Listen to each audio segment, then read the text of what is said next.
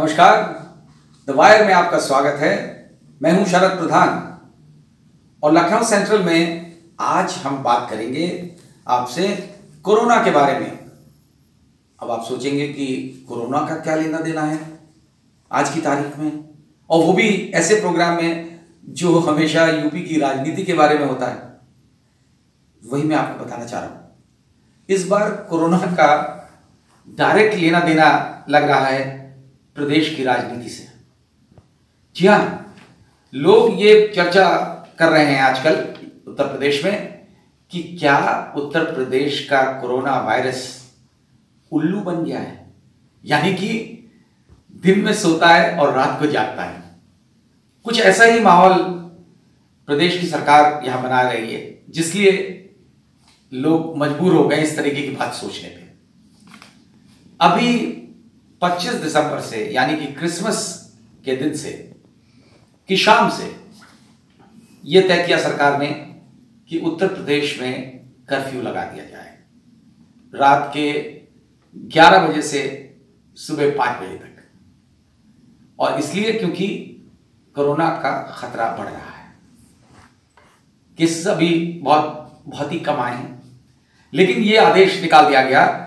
और 25 की रात जो क्रिसमस नाइट होती है, जिसमें तमाम लोग सड़कों पे निकलते हैं और चर्चेस में जाते हैं, पार्टीज करते हैं, उस सब पे रोक लग गई। और ये 25 की तारीख सिर्फ मेरा ख्याल क्रिसमस को देखते हुए रखी गई, नहीं गई ये नहीं कहा जा सकता। बहरहाल 25 की रात से ये आदेश लागू हो गया। लेकिन मजे की बात क्या है कि उसी 25 के सुबह दिन में लगभग पूरे दिन उत्तर प्रदेश के मुख्यमंत्री योगी आदित्यनाथ ने 60,000 लोगों को इसी लखनऊ में, उत्तर प्रदेश की राजधानी लखनऊ में एक बहुत बड़ा क्रिकेट स्टेडियम है, वहां पे उनको ये टैबलेट्स और स्मार्टफोन्स वितरित किए। या ये सब एक जो इलेक्शन होने वाला है उसके लिए ये एक्सरसाइज है, और हर पॉलिटिकल पार्टी इस तरीके की चीजें करती है लोगों को लुभाने के लिए। तो बाकायदा किया गया। तो लोगों ने जाहिर है कि सवाल उठाया कि भाई क्या दिन में कोरोना का खतरा नहीं है, रात ही से शुरू होता है। और 50,000 लोग, सोचिए 60,000 लोग वहां जमा हुए, उसके अतिरिक्त सरकारी मशीनरी, और घंटों वहां रहे, कोई प्रॉब्लम नहीं। उसके अलावा जितनी पॉलिटिकल रैलीज हैं, और पॉलिटिकल रैलीज अभी तक जो बहुत बड़ी हो रही हैं वो या तो भाजपा की होती हैं या समाजवादी पार्टी की, उन पे और दिन में ही होती है जाहिर रैलीज, उनमें कोई खतरा नहीं कोरोना का, वहां पूरी इजाजत है। क्या शादी में आप 200 लोगों से ज्यादा को नहीं बुला सकते, और कार्यक्रम 11 बजे जाहिर समाप्त, 11 से पहले ही समाप्त हो जाना चाहिए, वरना आपको सड़क पर रोक लिया जाए। तो बड़ी अजीबोगरीब स्थिति है। फर्स्ट सेकंड फेज और आज में ये फर्क है कि करोड़ों लोगों के वैक्सीन लग चुकी है, तो उसकी वजह से प्रोटेक्शन है, बहुत अच्छी बात है। तो इसलिए उसका प्रकोप उस प्रकार का लगता नहीं, और ना ही जो वर्ल्ड ओवर जो रिपोर्ट्स आ रही हैं कि इस प्रकार का हो कि इतने स्ट्रॉन्ग मेजर्स लिए जाएं कि लोगों को रहना मुश्किल हो जाए, लोगों के रूटीन काम ना हो पाए, और वो भी खासतौर से सिर्फ रात को। अजीब बात है ना।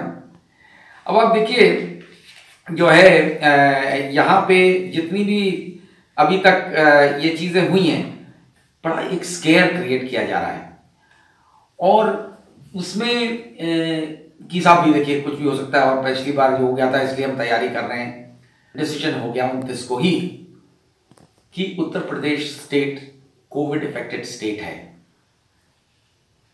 सारा। अब आप समझ सकते हैं कि इसका क्या इम्प्लीकेशन होगा।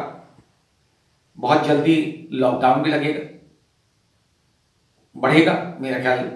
लेकिन देखें ये लोगों की असेंबली पे कितनी रोक लगती है, और खासतौर से जो राजनीतिक कार्रवाई है, यानी कि पॉलिटिकल रैलीज, असेंबलीज, यात्राएं, इन पे किस प्रकार की रोक लगेगी। और ये भी कहा जा रहा है, एक और भी बात है ये माना जा रहा है कि कोरोना की आड़ में कुछ और उद्देश्य तो नहीं है सरकार का, यानी कि जो इलेक्शन जो मार्च 2022 में ड्यू है उसको किसी तरह डिले करने की का प्लान तो नहीं है।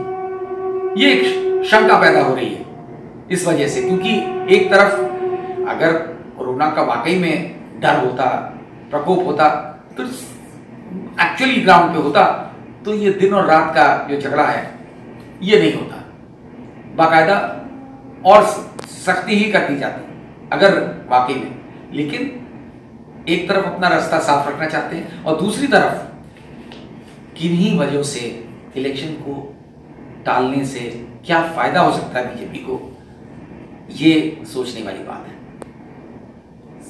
जिस तरीके की अभी तक कार्रवाइयां हुई हैं सरकार द्वारा और बीजेपी की उच्चतम लीडरशिप की, उससे लगता है कि कहीं ना कहीं जमीन खिसकती हुई नजर आ रही है।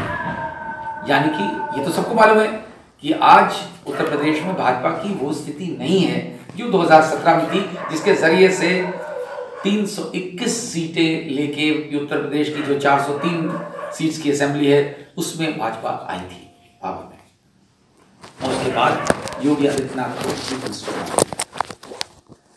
आज की डेट में वो स्थिति नहीं है। ये साफ जाहिर हो गया जब प्रधानमंत्री नरेंद्र मोदी ने फार्म लॉज में रोल बैक किया था। उससे उनको खतरा हो गया था कि पश्चिम उत्तर प्रदेश में तो बीजेपी की नैया टूट जाएगी, क्योंकि वहां पे पिछले चुनाव में बीजेपी को 109 सीटों पे जीत हासिल हुई थी 134 सीटों में से। तो जाहिर है उसकी वजह से उन्होंने सोचा था खुश कर लेंगे, लेकिन ऐसा नहीं हुआ। पश्चिम उत्तर प्रदेश का किसान अभी भी सरकार से बहुत नाराज है। वहां के जो जाट समूह है खासतौर से, जिसको लुभाने का प्रयास किया जा रहा था, वो भी बीजेपी के मौके नहीं हुआ। और मैं फिर से आपको याद दिला दूं कि 2013 में जो मुजफ्फरनगर दंगा हुआ था, जिसमें लगभग 70 लोग मारे गए थे और करीब 50,000 लोग डिस्प्लेस हुए थे, उसमें जो डिवाइड क्रिएट कर दिया गया था हिंदू मुसलमान का, क्योंकि अधिकतर जाति वहाँ पे जाटों की आबादी है, तो ये उनमें और मुसलमानों में एक डिवाइड क्रिएट कर दिया गया जो सदियों से एक साथ थे। उस डिवाइड का ये फायदा मिला कि हिंदू पोलराइजेशन हो गया बीजेपी के फेवर में, और बीजेपी बड़ी स्मूथली वहाँ 109 सीटें जीत गई। किसान आंदोलन की वजह से ये रीयूनाइट हो गए मुसलमान और जाट्स, वो मैटर ऑफ कंसर्न बन गया श्री नरेंद्र मोदी के लिए और भाजपा के लिए। तो उस वजह से यही माना जाता है कि शायद उसी कारण किसान लॉज, जो कंट्रोवर्शियल लॉज थे, उनको वापस ले लिया, बिल्स वापस ले लिए गए, स्क्रैप कर दिया गया। अब इसको मद्देनजर देखते हुए आज की डेट में उम्मीद थी कि ये रिकवर कर लेंगे, लेकिन ऐसा नहीं दिखा। और वो उसके अलावा ईस्टर्न उत्तर प्रदेश में जो कोरोना का प्रकोप था, उसका दुख लोग भूल नहीं पाए, जो झेला है वहां की आबादी ने। और उत्तर प्रदेश के ईस्टर्न उत्तर प्रदेश में सब जानते हैं कितनी गरीबी है, कितनी रिसोर्सेज की कमी है, और किस तरह से आदमी हैंड टू माउथ रहता है, और तमाम देश भर में जाता है नौकरी ढूंढने, क्योंकि यहाँ पे नौकरियां नहीं है। तो बेचारा जा जाके दर दर की ठोकरें खाता है।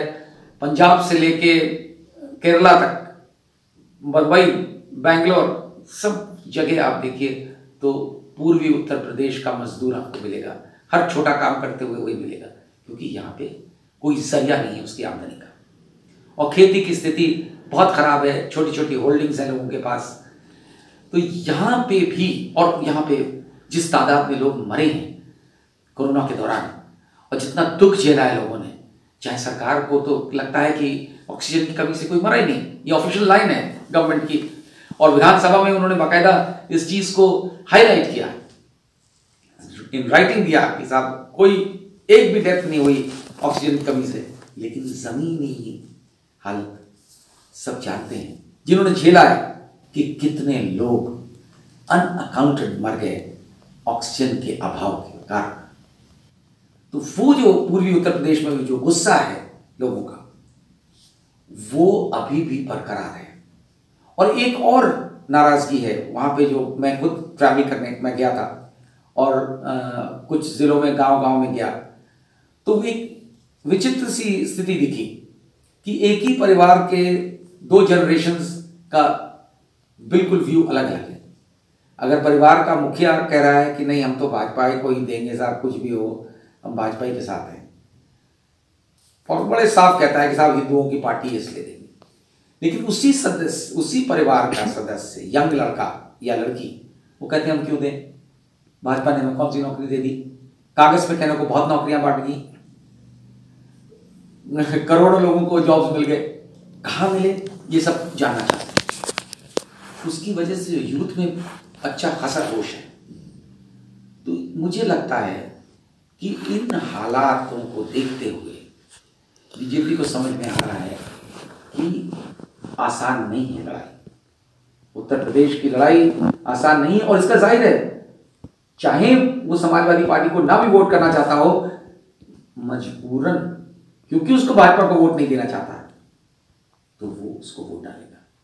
लेकिन कभी कभी चुनाव में ऐसा होता है, और उत्तर प्रदेश में 4 चुनाव में ऐसा ही हुआ है कि लोग वोट डालते हैं, और डाला है लोगों ने जो इनकम्बेंट सरकार है, यानी जो सत्तारूढ़ सरकार है, उसको हटाने के लिए, उसको हराने के लिए।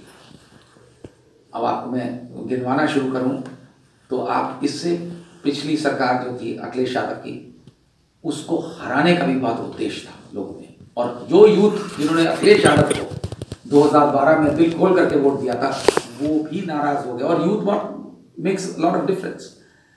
उन्होंने भी, अलावा इसके कि हिंदुत्व वाले इशू पे लोग उमड़े बीजेपी के साथ, और नरेंद्र मोदी का जादू, अलावा उसके नाराजगी अखिलेश से भी थी, और अखिलेश को हटाने के लिए भी वोट पड़ा। उससे पहले अखिलेश जब आए थे तो वो मायावती के खिलाफ रोष था, मायावती को हटाने के लिए किया।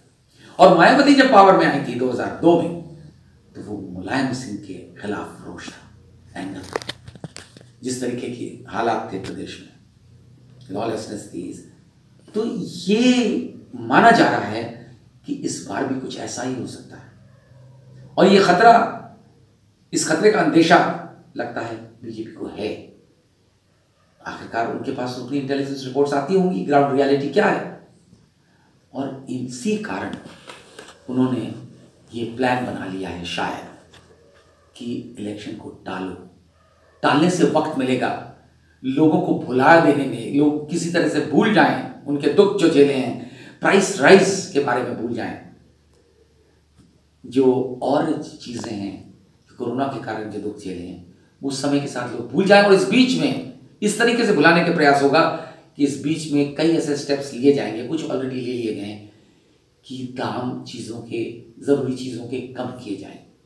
सरकार के इंटरवेंशन से ही हो रहा है। अभी ऑयल के इंपोर्ट पे, खाने वाला जो एडिबल ऑयल है, उसके इंपोर्ट पे बहुत ही ज़बरदस्त सरकार ने कट किया है इंपोर्ट ड्यूटी पे। जाहिर है, तेल जो आसमान के को छू रहा था, जिसका दाम, सरसों का तेल हो, चाहे पाम ऑयल हो, चाहे और जो वेजिटेबल ऑयल्स होते हैं, तो उसके दाम एकदम से कम होंगे। शायद जो अपनी क्रोनी कंपनीज हैं, जो सबसे बड़े ऑयल इंपोर्टर्स हैं, वो तो अडानी है इस देश में, तो उनको ये शायद हिदायत दे दी गई हो कि अभी कम कर दो, हम ड्यूटी भी कम कर रहे हैं, बाद में अपना इलेक्शन के बाद बढ़ाते रहे। ये चाल कोई भी सरकार चल सकती है।